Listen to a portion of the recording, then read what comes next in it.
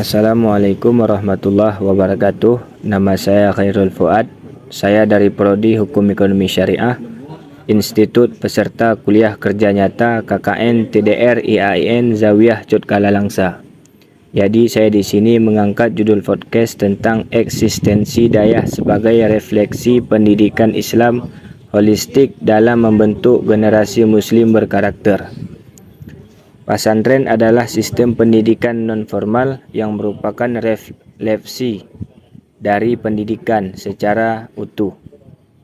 Pesantren merupakan pelaksanaan tujuan pendidikan Islam serta yang menjaga dan melestarikan budaya Islam meskipun secara formalitas.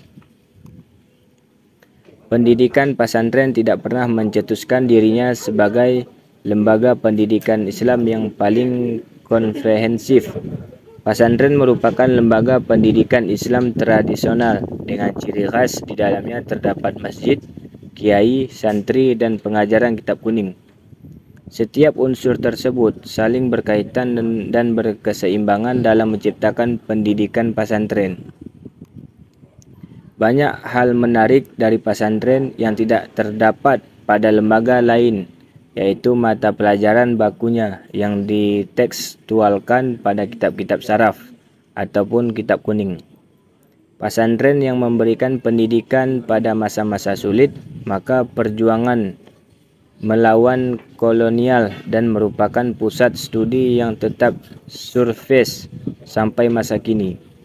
Keberadaan pesantren dalam menyelenggarakan pendidikan serta pembentukan karakter telah teruji, sehingga banyak tokoh-tokoh nasional yang lahir melalui pendidikan di pesantren. Kajian kitab kuning ini juga menjadi salah satu ciri khas dari pesantren yang tidak diajarkan di dalam dunia pendidikan formal. Salah satu tradisi dalam menumbuhkan kebiasaan sebagai cerminan akhlak umat muslim melalui kegiatan Batsul Masail. Adapun Batsul Masail adalah upaya menggali hukum Islam yang mendasarkan pemikiran pada naskah kitab-kitab kuning sebagai landasan utama guna menghadapi persoalan keagamaan yang dikategorikan sebagai fikih kontemporer. Kegiatan Bahsul Masail yang merupakan tradisi di dalam pesantren menghasilkan dampak terdapat kepribadian seorang santri sendiri seperti jiwa kritis, menghargai pendapat orang lain, dan menghilangkan sifat pemalu. Kitab Abdullah Alim wa Al-Muta'alim telah cukup mencakup semua adab-adab yang harus dimiliki oleh para santri dalam mencari ilmu. Sufirman Syah dan Lailatul Badariyah telah kritis eksistensi pesantren, tiga khususnya santri di dalam lingkup pesantren, melalui dari adab memulai pelajaran, adab kepada guru, sampai adab di dalam memanfaatkan waktu.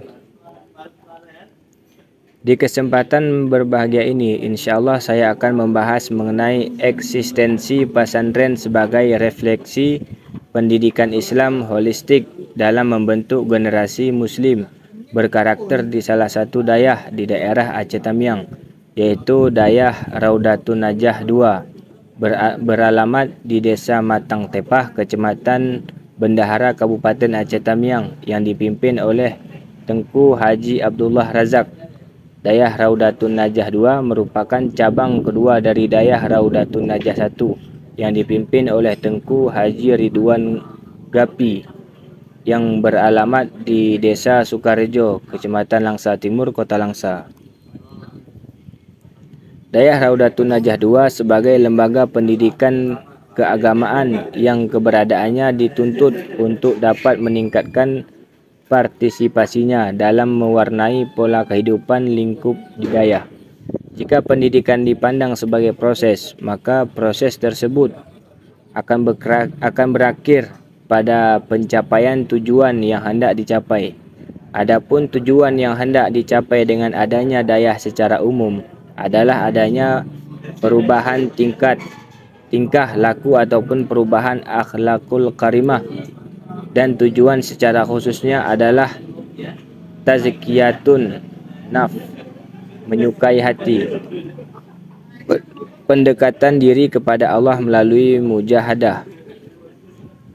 Islam holistik adalah Islam yang mendepankan sebuah hal pada yang bijak dan suci. Dalam pengertian hal lainnya adalah Islam komprehensif. Kita terbuka dan melihat segala sesuatu dari berbagai sudut pandang.